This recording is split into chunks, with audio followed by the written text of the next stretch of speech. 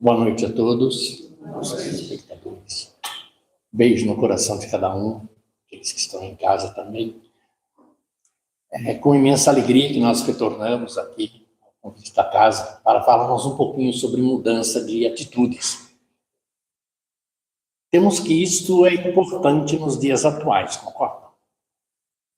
O mundo está, assim, vamos dizer assim, distorcido em muitos dos seus valores, e as atitudes que nós vemos de muitas pessoas, ou de uma gama da população, não condiz com a atitude cristã, com a atitude de boas práticas morais, tudo isso.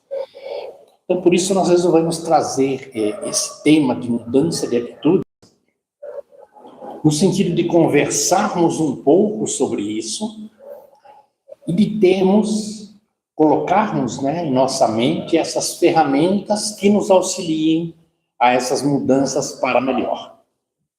Então, a gente começa com o objetivo maior nosso na existência, e essa questão 177, está no Livro dos Espíritos, para chegar à perfeição e à suprema felicidade, destino final de todos os homens, o espírito não tem que passar pela fieira de todos os mundos existentes do universo. Olha, todos nós sabemos que estamos aqui nesta atual existência como um passo dentro da nossa evolução. Todos nós. Independente da situação em que esteja, independente de como nós estejamos.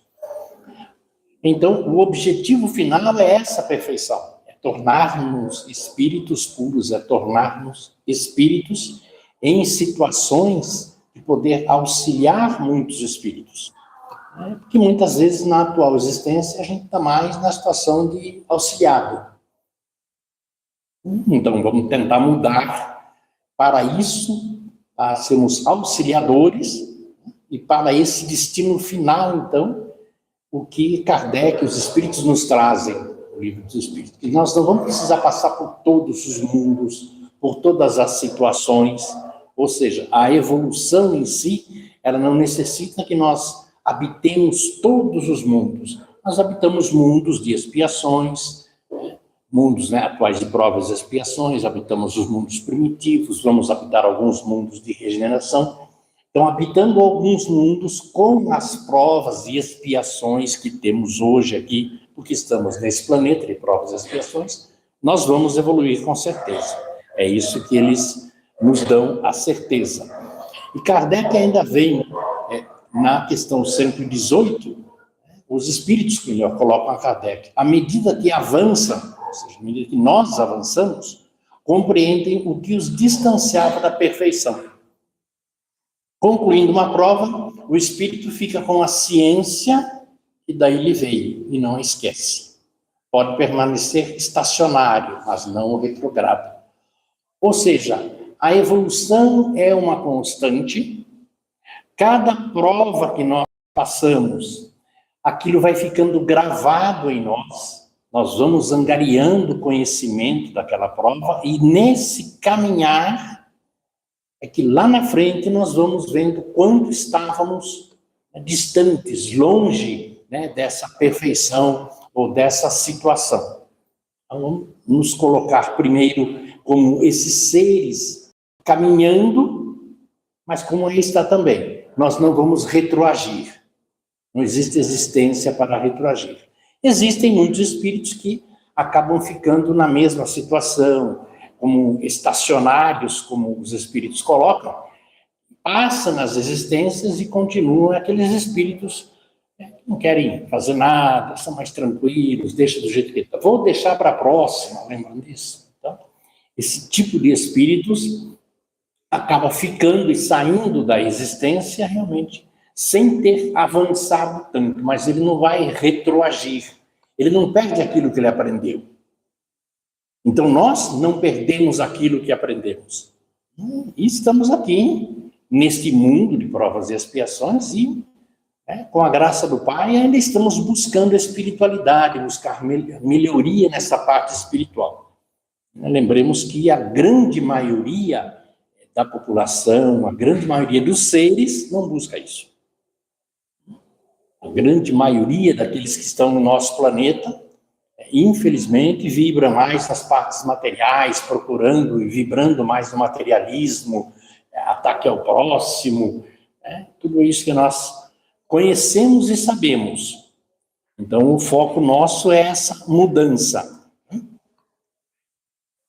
Emmanuel traz a Chico que nós evoluímos pouco a pouco. Então, ele coloca que somente os séculos, com o seu consequente aglomerado de experiências, conseguem modificar as disposições kármicas ou espirituais de cada indivíduo. Ou seja, nós avançamos vagarosamente, século após século. Que beleza. Não adianta correr. De uma existência para outra, nós mudamos, sim, para melhor, mas é pouca coisa. Por que é pouca coisa? Pela nossa própria situação atual, pela situação atual do planeta em que estamos, da Terra atual. Então, o nosso avanço, ele é lento. Tivemos, no passado, grandes seres que deram saltos em termos de avanço e até nessa existência mesmo, não é verdade? Se nós pegarmos um exemplo como Chico, um exemplo como Madre Teresa de Calcutá, um exemplo como o Papa, seres que avançam, às vezes, rapidamente numa existência. Nós temos condições disso? Agora? Hoje? Não dá. Não dá, não conseguimos isso de maneira alguma, pela nossa própria formação secular, como aí está.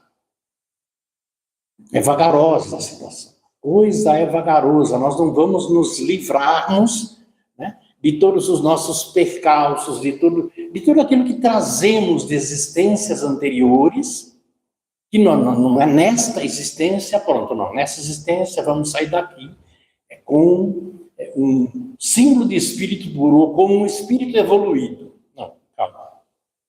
Nós ainda estamos num planeta de provas e expiações, somos espíritos ainda imperfeitos, bem imperfeitos. Então, nós temos que ter essa consciência de que o nosso passo, ele é vagaroso, ele é lento, bem? Porque aí nós vamos ter que pegar um exemplo maior de evolução para que nós possamos ter essa condição de comparação, bem? Então, qual é o exemplo que nós trouxemos para a gente pensar um pouquinho? O apóstolo. Então, está lá que ele era visto como um pescador impulsivo, rústico, orgulhoso, embora sincero e intenso. Na segunda frase, a transformação dele enquanto líder, Cristo falando a ele: Pedro, apacenta as minhas ovelhas. E no final, é ele, já como um dos líderes, e como líder principal, ele, João, da mansão do caminho, tornando-se ali um dos principais líderes, amoroso e mestre para os apóstolos. Então, vamos estudar e ver como era Pedro e essa transformação, para ver, ele conseguiu. O nosso caminhar é o mesmo. Tudo bem, o que ele fez em uma existência, talvez nós tenhamos que levar 4, 5, 6 existências. Mas nós estamos no caminho, não vamos nos perder. Porque Pedro nasceu em Betsaida e, como pescador, estava em Cafarnaum. Foi quando o mestre foi chamado. Aliás, ele estava com André, quando o mestre o chamou, já designado, pela alta espiritualidade, com toda certeza, a ser um daqueles apóstolos. Ele foi um dos primeiros chamados pelo Cristo a compor aquele grupo de apóstolos. Era um pescador, e aí, como pescador, ele já era um líder. Embora tendo essa impulsividade, sendo rústico, sendo mais duro como todos os outros pescadores, os pescadores o respeitavam muito, porque ele era o líder daquela comunidade. Assim foi Pedro, com todo esse orgulho e toda essa rustidez, estar com o mestre naquela convivência. Vocês lembram de Pedro, de algumas passagens de Pedro?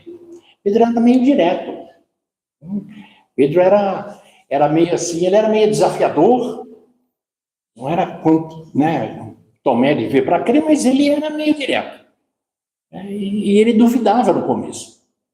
Tanto que tem a passagem do barco nas águas, lembra? Jesus o chama para sair do barco e caminhar sobre as águas, dizendo que ele também pode. E ele quase se afoga, aquele episódio. Por quê?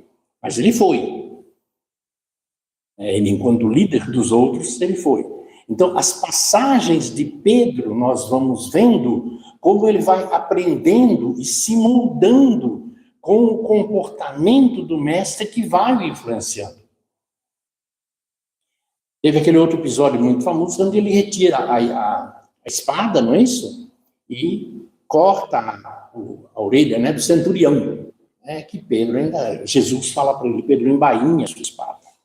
Então ele era assim, impulsivo. Mas nessa impulsividade, Cristo via dentro dele um líder. Porque o nome de Pedro era Simão. Ele era irmão de André, era Simão, e quando Cristo o encontra, é que Pedro dá-lhe o nome. Fala, a partir de agora, Simão, você se chamará Cefas.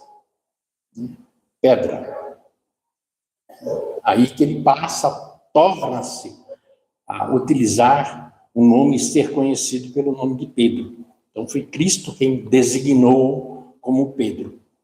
E nas andanças com Cristo, ele vai aprendendo. Então tem um episódio de Pedro que alguns seres, algumas pessoas sofredoras que não cumpriam, né, as regras de rituais, de tudo aquilo da igreja da época, eram pessoas, vamos dizer assim, que faziam bagunça, mas eram também as que não respeitavam o próximo, viviam brigando, tudo, eles vêm conversar com Cristo.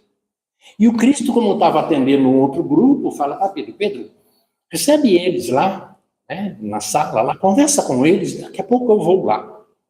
Né? E Pedro vai junto com eles, e chegando lá, Pedro fala pelos cotovelos. Não, porque está tudo errado o que vocês fazem, vocês não podem ser assim, como que vocês querem seguir o mestre agindo dessa maneira, tendo essa raiva no coração, agredindo as pessoas, como que vocês querem evoluir, como vocês querem crescer, como vocês querem estar juntos com o mestre nessa condição, vocês não têm condição de nada. Olha o incentivo de Pedro. E eles todos quietos. E o Cristo volta. E olha eles todos ali parados, quietos, calados. Pergunta para Pedro, então, Pedro, você conversou com eles, orientou? Não, sim, mestre, orientei. Falei que eles estão todos errados. Falei que não é assim que tem que agir, que tem que mudar, que não pode ser assim. E aí o Cristo fala, Pedro, eu pedi apenas para você acolhê-los. Então, o mestre vai e fala, olha, nós sabemos, Deus sabe de tudo aquilo que se passa com cada um de nós. Mas Deus é um Pai piedoso, é um Pai amoroso. Deus é um Pai que compreende os nossos enganos e os nossos erros. Ou seja, o Cristo contorna tudo aquilo que Pedro tinha falado, trazendo-os e acolhendo-os. Então, para a gente ver como que Pedro era bate-pronto. Ele não tinha isso, né, de ficar pensando, e tanto que ele instigava o mestre nos diálogos que o mestre tinha com os apóstolos. Ele instigava, ele perguntava. Mas aquela companhia do mestre vai modificando Pedro. Ele não aceita quando o mestre fala que vai deixá-los. Ele discute com o mestre. Até que o mestre fala a ele, né, junto com os apóstolos, que um dos apóstolos irá traí-lo, irá negá-lo 3 vezes antes do amanhecer. Pedro também refuta aquela ideia e vai acontecer exatamente com ele. Ele negou o Cristo a primeira, a segunda, e quando ele fez a terceira negativa, quando perguntaram a ele, você faz parte dessa desses apóstolos, desses seguidores de Jesus, do Mestre? Ele fala, não, eu não faço parte. Exatamente aí o galo canta.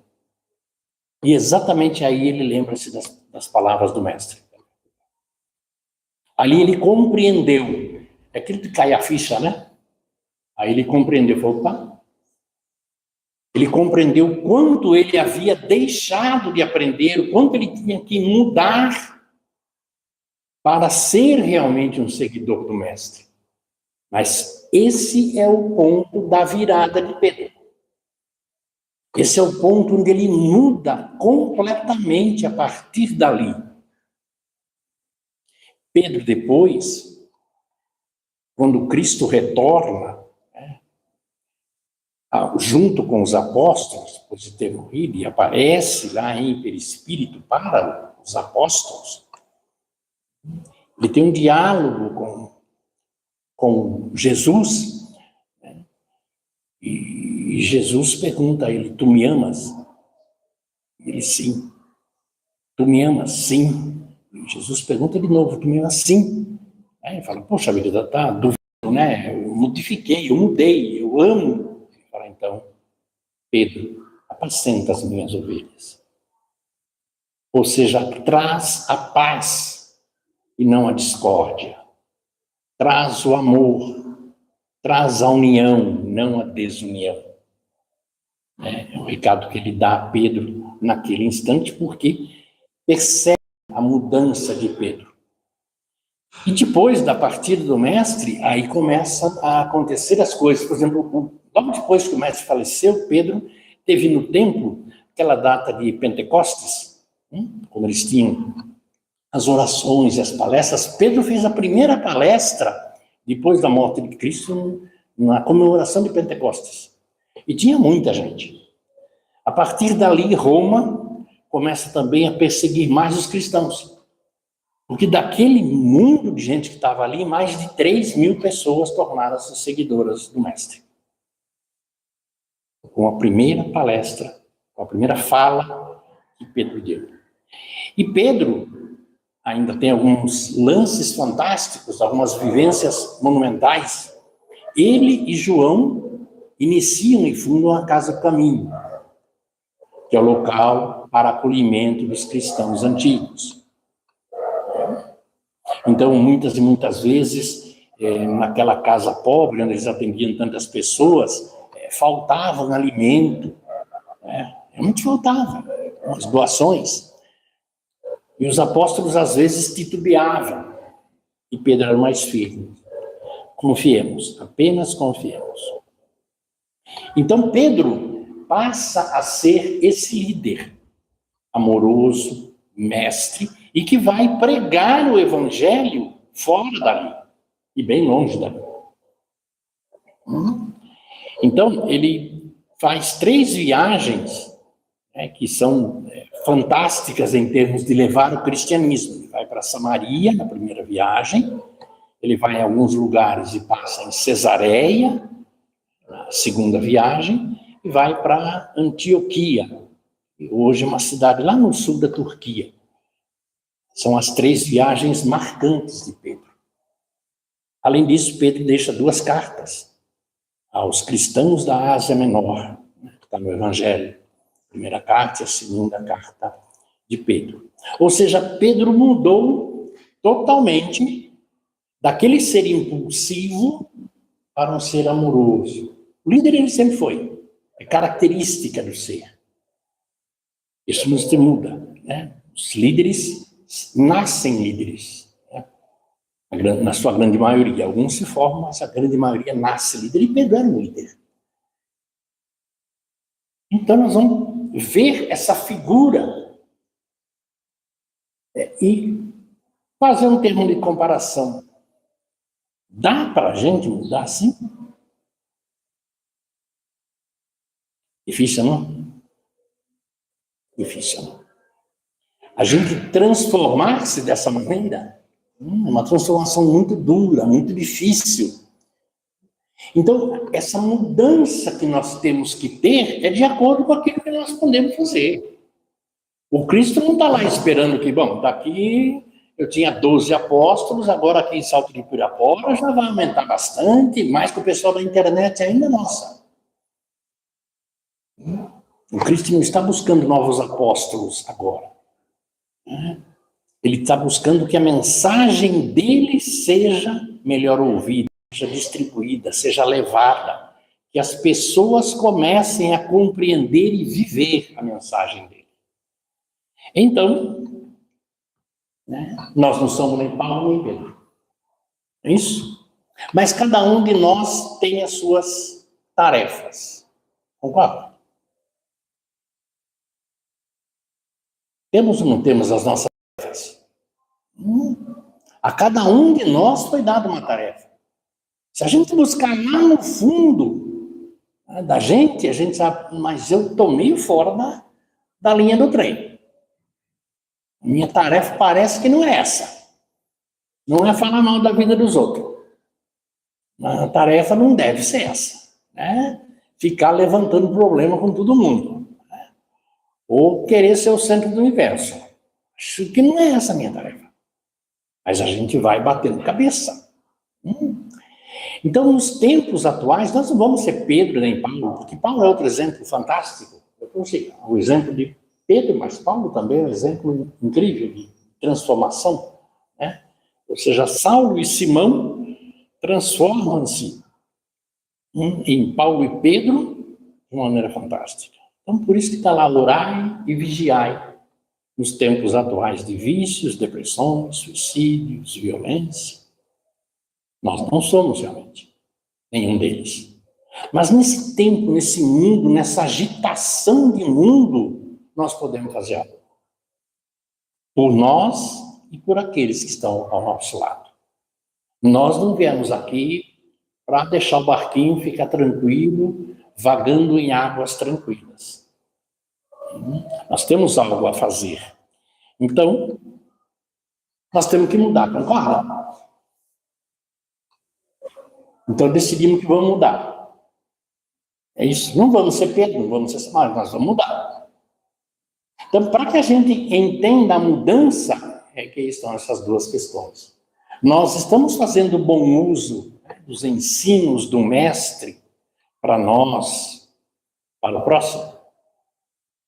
Bom uso aí no sentido de ser exemplo. Bom uso no sentido de estudar, tudo isso, ótimo, precisa, é necessário, extremamente necessário, ser tem que estudar em grupo, a oportunidade que ela falou aqui da casa dá essas oportunidades de estudo, isso é fantástico, isso é um recurso, além de didático, de crescimento para o nosso ser, inacreditável. Precisamos.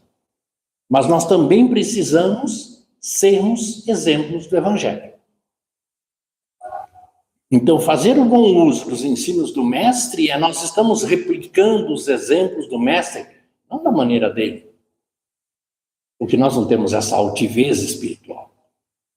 Mas dentro da nossa possibilidade nós estamos fazendo, ou ainda estamos dominados por esse homem velho. Porque esse homem velho é aquilo que nós temos a síndrome de Gabriela, Eu nasci assim, eu cresci assim. Vou ser sempre assim. Então, nós entendemos que precisamos mudar esse ser. Então, nós tomamos uma decisão aqui, nós vamos mudar. Por isso que chegamos nesse slide. Porque precisamos mudar. Precisamos deixar aquele homem velho, aquele exemplo. Vou tentar não estragar nada aqui, só bati no microfone. O cara ainda vem aqui, ainda vem estragar as coisas. Nós vamos vencer aquele homem velho que traz enraizado dele aquelas questões.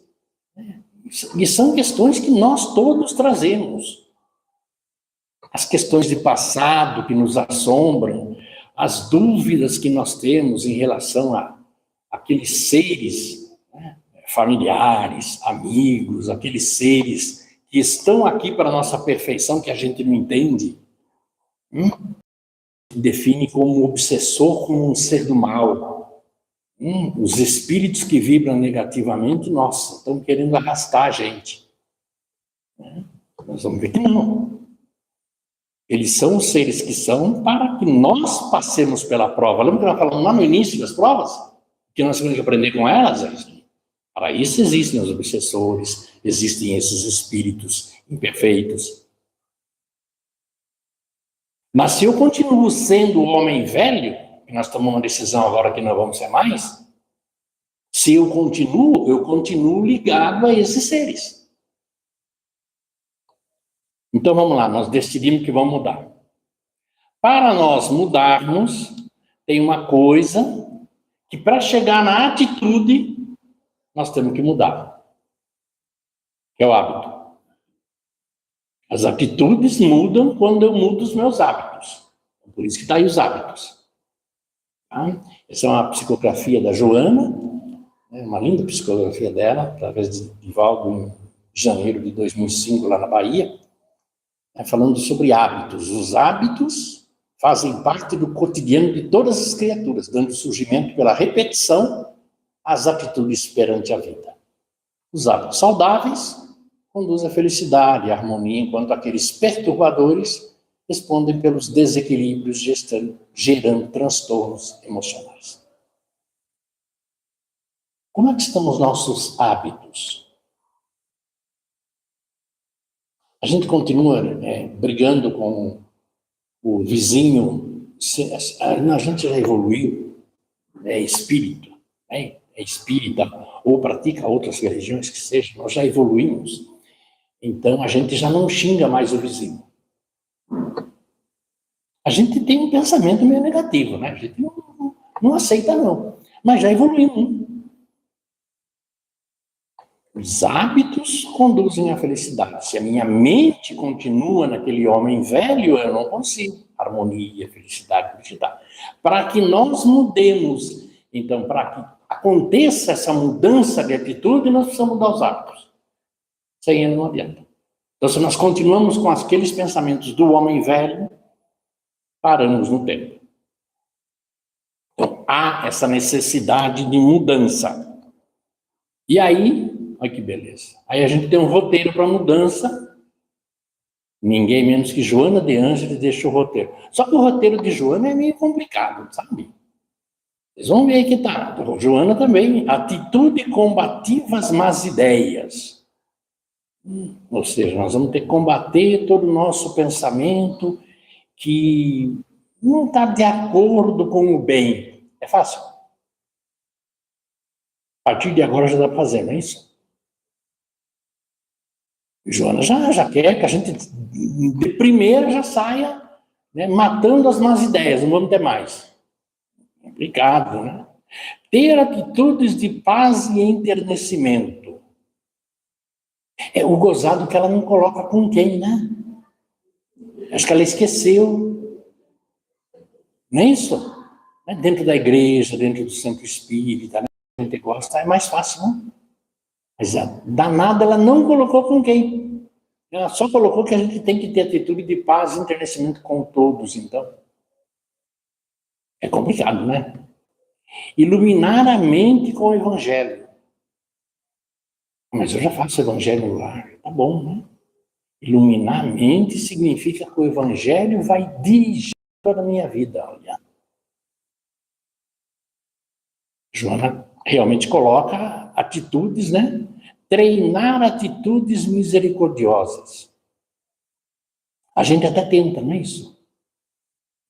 Se a gente não tivesse vizinho, se a gente não tivesse problema, se a gente não tivesse chefe,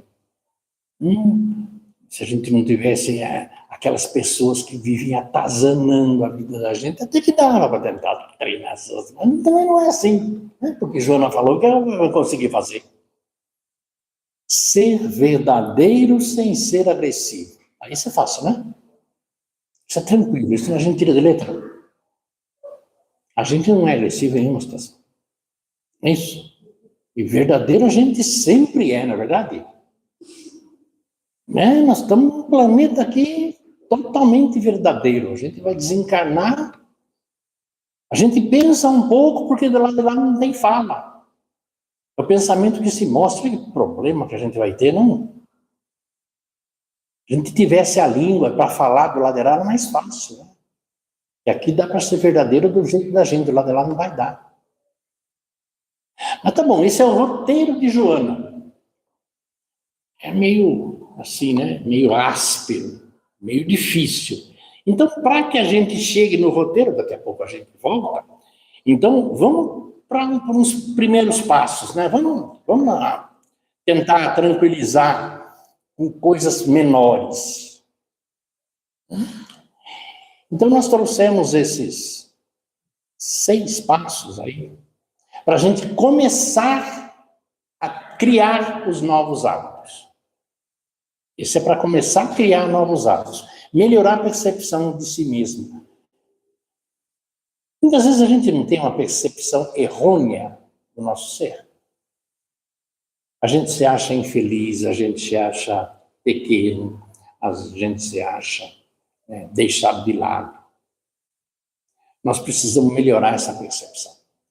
Nós precisamos colocar em nós que nós somos filhos do Pai. Que nós somos parte integrante da completude do universo. Nós fazemos parte do dia, da noite, da chuva, das estrelas, do universo, dos planetas, dos seres vivos, das lamentações, das alegrias, das felicidades. Nós fazemos parte do universo, quer queiramos, quer não. Então nós somos seres divinos. Então essa melhoria dessa percepção nos coloca numa situação diferente. Eu não sou vítima.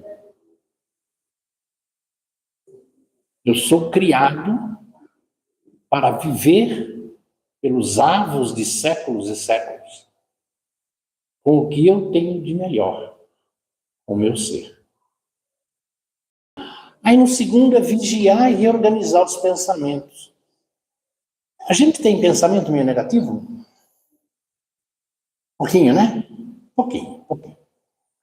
Esse vigiar e reorganizar, porque não basta vigiar. O orai e vigiai é frase que nós temos que ter intrínseco. Mas nós temos que reorganizar esses pensamentos. Porque quando nós começamos no vigiai, no orai e vigiai, quanto tempo nós conseguimos manter essa vibração? Durante uma prece? 10 minutos? 2 horas? 5 horas? Manter o pensamento de vigiá-los, manter esse vigiai, a mim, não ao próximo. O próximo é muito fácil, a mim. Então nós temos que treinar, fazer disso um hábito. Então é reorganizar os pensamentos. Esse é um ponto até muito curioso, porque eu faço esse treino de reorganizar os pensamentos, assim, da minha casa até a empresa, de carro dá 10, 12, não dá 15 minutos. Então eu procuro sair de casa tranquilo, calmo, sossegado, dirigindo, passo por muitas avenidas que são arborizadas, locais que têm árvores, casas que têm a plantinha na frente da casa. Então, eu coloco em mim que eu vou da minha casa até a empresa só vendo isso, só vendo o verde, percebendo a energia do verde, sentindo essa energia do verde. 12 minutos até chegar à empresa. Alguns meses que eu estou tentando fazer isso. Quantas vezes vocês acham que eu consegui ficar esses 12 minutos? Nenhuma. Estou sendo sincero. A nossa mente é impressionante. É impressionante como você estando concentrado em algo, olha, que eu pratico meditação, tudo isso, tudo bem, tem o trânsito, então você não está em um foco total naquilo, é uma situação diferente de uma meditação. Numa meditação você fica 30, 40 minutos, fico, tranquilo. Mas quando você tem a propensão a alguma coisa dividir a sua mente e o seu pensamento, vai acontecer. Por isso que é reorganizar o pensamento, por isso que é vigiar. Não é distrair-se, é procurar manter apenas o pensamento, sem pensar no serviço, o que vai acontecer, o que vai acontecer depois. Percebe? É só isso. É só esse vigiar os pensamentos. Assumir o que causa a mim. É a terceira frase. Quanta coisa negativa a gente causa para nós, não é verdade? A gente traz tristeza lá de trás. Decepção porque um relacionamento não deu certo. Coisas que aconteceram lá no passado, né? A pessoa já está na quinta esposa, o que aconteceu com a primeira esposa ainda está aqui, as mulheres que costumam marcar mais essas datas ainda, né? Aquilo que aconteceu lá com o primeiro marido, ela conversa com o marido sobre aquilo que aconteceu lá. Nós atacamos a nós mesmos, nós temos que assumir isso. Eu tenho que assumir, é isso que está o passo. Eu tenho que assumir que eu preciso parar com isso, eu preciso parar de me atacar, parar de me agredir. Só parar, não estamos nem falando de melhora, percebe? Que a gente desenvolva bons hábitos, perceba aí que nós estamos falando de hábito. Enquanto nós não seguirmos esse roteiro, nós não criamos outros hábitos. Por isso que o roteiro está aí. Por isso que é os próximos passos. Nós temos que ter esses próximos passos, se não totalizados, mas pelo menos conscientes de todos eles, para que nós consigamos desenvolver nossos hábitos. Aí é com cada um. Qual hábito melhor para cada um percebe. Eu vou desenvolver o hábito de fazer oração das 7 da manhã até as 10 da manhã. Eu já vou fazer o hábito das 7 da manhã, sair abraçando árvore da cidade inteira. Bem, vão chamar você de louco, mas faz. Mudança de hábito, é um hábito que eu preciso ter. No quarto, rever as escolhas feitas. Esse rever as escolhas feitas é porque a gente fica amarrado com cada escolha que a gente faz, Jesus sabe. Depois fica lastimando. Então vamos rever essas escolhas.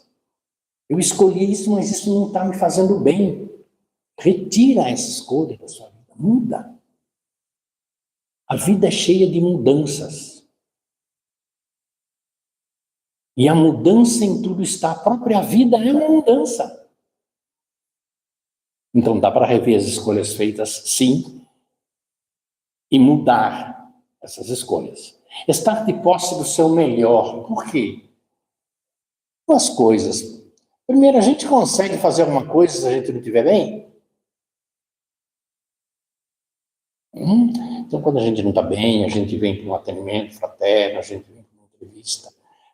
E é o que a gente costuma falar na entrevista. Não toma decisão nenhuma nessa situação. Porque a pessoa está fragilizada. A pessoa não tem condições de definir nada naquele instante.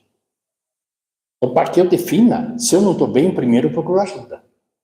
Hélio, você falou um monte de coisa aí, mas não estou em condição de fazer nada disso. Rever escolha, assumir isso que eu... Ótimo. Procura ajuda. Procura, casa tem. Procura ajuda. Busca ajuda primeiro para estar bem, porque enquanto eu não estou em posse do meu melhor, a minha vida não caminha. Eu continuo amarrado com pessoas, com coisas, com situações, e eu não estou no meu eixo centralizado. Atitudes diferentes para as nossas carências. Todos nós temos carências? E como não? Todos nós. Mas como assim atitude diferente? Gente, uma das coisas que a gente mais procura na carência é o quê? Que chame a gente de coitadinho. A gente quer afago, quer colo, quer carinho. Mas será que eu não tenho que compreender o porquê dessa carência? Será que eu não tenho que entender que talvez essa carência seja um instrumento bendito pelo Pai, para que eu aprenda? Ao invés de tentando suprir, buscar suprir em 1, em 2, em 3, em 10? Será que o aprendizado não está exatamente na convivência com a carência? Será que eu não tenho que mudar isso, em vez de compreender como carência, compreendê-la assim como uma prova que eu estou passando e que eu vou passar? Esses passos aí, tá? Melhorar a percepção, organizar os pensamentos, assumir o que a gente causa, rever escolhas, estar melhor totalmente, né? Pensar nessas carências, isso é aquilo que vai. E aí sim. Porque daí lá eu mudo meus hábitos. Agora sim. Agora eu posso combater as más ideias, agora eu posso ter atitude de paz, eu posso iluminar a mente do evangelho. Não vou fazer evangelho. Mas perceba que uma mente, para que eu ilumine a mente com o evangelho, estamos. Se eu não assumo aquilo que eu causo para mim, se eu continuo me machucando, eu não entendi o evangelho. Se eu não procuro reorganizar os meus pensamentos, saber que alguma coisa não está bem, que eu preciso melhorar a minha faixa mental vibratória, eu não compreendi o ensino do evangelho. O ensino do evangelho é lógico, é perfeito, é cristão, todo evangelho é cristão e é amoroso. É um pai de amor. Então, enquanto eu não compreender isso, que eu tenho que ser amor comigo e com os outros, e principalmente comigo, para eu partir para amar o próximo, a gente fala, não adianta. Se nós temos a nós mesmos, como é que vamos amar o próximo? Então, o ponto inicial é esse, compreendermos. Então, Paulo, numa das suas cartas aos Coríntios, não, foi Pedro, né? Paulo diz, todos seremos transformados. Cada um responde pela sua própria evolução e pelo destino que o aguarda. Um dia, com certeza, seremos todos transformados, vivendo em paz e harmonia, emanados na grande família universal. Ou seja, quer queiramos, quer não, a evolução está aí. Todos nós vamos ser transformados. Seremos esses seres melhores, porque o Mestre depende de nós melhores para a própria evolução do planeta. Então, nós vamos decidir em qual tempo começamos a nossa melhora, para verdadeiramente estarmos em um planeta novo, em um planeta diferente, ou neste ou em um outro, mas não mais com as provas e expiações, um mundo de regeneração. Então, se nós caminhar para essa evolução, temos sim que mudar as nossas atitudes, mas para isso temos que mudar os nossos hábitos, abandonar os pensamentos do homem velho. Sei que também não sou o primeiro que vem aqui para dar um recado desse, para falar sobre esse assunto, mas é exatamente para que nós, e eu me incluo aí, passemos a modificar esse homem velho, a fim de sermos transformados e a fim de estarmos irmanados todos juntos nessa grande família universal. Referências, nós tiramos, né, do livro Emmanuel, do Irmão Chico, o livro dos Espíritos, o Evangelho, de Kardec, essa psicografia Atitudes, de Joana, e do livro Perturbações Espirituais, do Manuel. Muito obrigado a todos pela atenção, pela paciência, um beijo no coração de cada um.